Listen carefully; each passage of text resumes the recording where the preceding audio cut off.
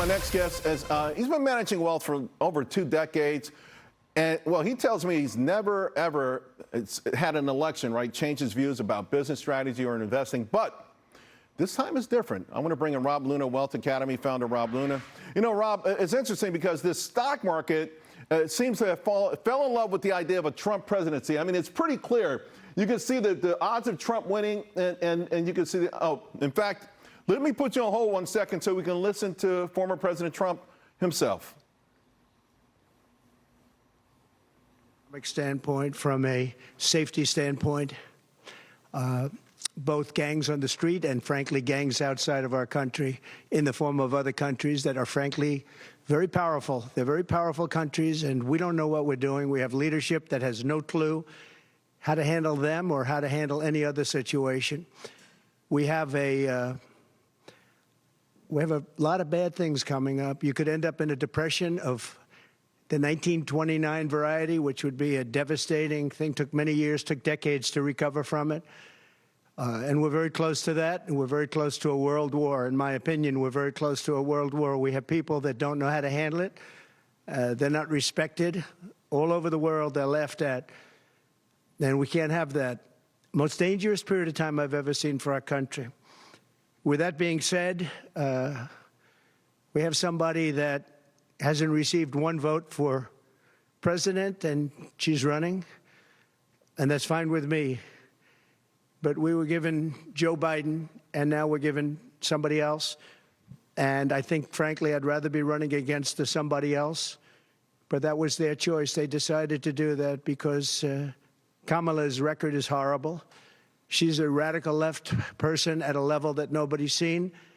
She picked a radical left man that is, he's got things done that he has positions that are just not, it's not even possible to believe that they exist. He's going for things that nobody's ever even heard of. Heavy into the transgender world, heavy into lots of different worlds having to do with safety. He doesn't want to have borders. He doesn't want to have walls. He doesn't want to have any form of safety for our country. He doesn't mind people coming in from prisons, and neither does she, I guess, because she's not, she couldn't care less. She's the border czar. By the way, she was the border czar 100%. And all of a sudden, for the last few weeks, she's not the border czar anymore, like nobody ever said it. And I just hope. All right, folks, we're going to continue to monitor former President Trump speaking in Mar-a-Lago. I want to go back to Rob Luna, because we were saying, Rob, you normally ignore politics, except you say this time is different. And ironically, I think President Trump might have queued you up perfectly, talking about some of the fears that he has. Explain the fears that you have.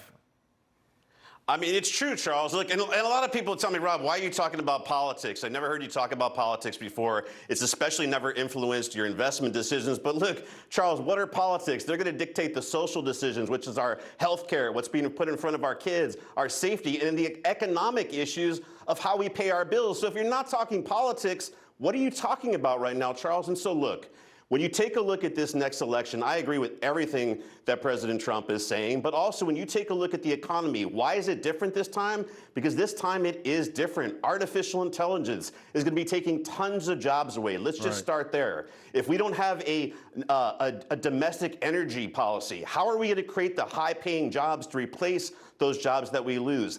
Regulation. We know there's going to be more regulation, which is already going to strangle out small businesses. Taxes are going to go up. The standard deduction is going to be cut in half. So when you look at what's going on with this country right now, Charles, we need strong leadership. We need strong economic policy. And when you look at this latest VP pick that Kamala Harris has made, that's just doubling it down on this leftist agenda that is killing our society. So I think, Charles, this election really is more important. How I advise the businesses on what they do, how I advise investors is going to be dependent on that outcome. You know, it's interesting, too, as I was pointing out when President Trump walked up to the, is that the market agrees with you. There's no disputing this. As Trump rallied, the stock market rallied. As Trump started to come down, the stock market has come down as well. We're going to talk more about this later in the show, too, with Rebecca Walzer, who's kind of been warning about this kind of stuff. I want to talk about last time you were on the show, because you had been taking profits in technology. You told us this. So listen, kudos to you, because tech has come down a lot, particularly the Mag 7, and now they're under the trend line. When would you consider getting back in? Well, look, I think there's going to be a lot of volatility. Historically, there is. We know in these 2 months. Now you add all this uncertainty that we just spoke about into the market. I don't think this is a market where you want to be a superhero right here. I think you want to, take some time. That's why I said a few weeks ago, take some off the table, raise some cash. Look, when you get a name like Amazon, Amazon's going to be able to weather this storm pretty good. Down 20% off the highs. Maybe you start to DCA into something like that. But outside of that, I would stick to some of these tried and true names. I wouldn't be buying technology unless the individual name is down 20% or more. Then I would start to dollar cost average into it to the names that you think could do well. But look, I think this is also the time, Charles, a lot of people are over levered. If you don't have cash to get you through this time, it's not too late to sell. All right. I'm sorry? So I got a minute to go. You also warned about credit cards the last time you were on, and now we're starting to see where people spend credit cards on airfares down prohibitively, furniture, appliances, gasoline, recreational stuff. Still going to restaurants and still hanging out locally, but that's in lieu of taking a trip overseas. How close do you think the consumer is to breaking, and is the Fed on the right side of this? I think the consumer's strapped. I think they've tapped out credit lines. PPP loans are gone. All those things are wearing off. They already moved back in, Gen Z. They're on their parents. They can't really pull many more levers to keep this economy going. That's why interest rates, what the Fed does is going to matter. That's why jobs do matter. I think it's going to go back to the real thing. People have to have jobs, and they have to save more than they're spending. And I don't think that's happening, especially with this younger generation, Charles. Rob Luna, you're a straight shooter, my man. I'm glad we had you on today. Thank you very much. Really appreciate it.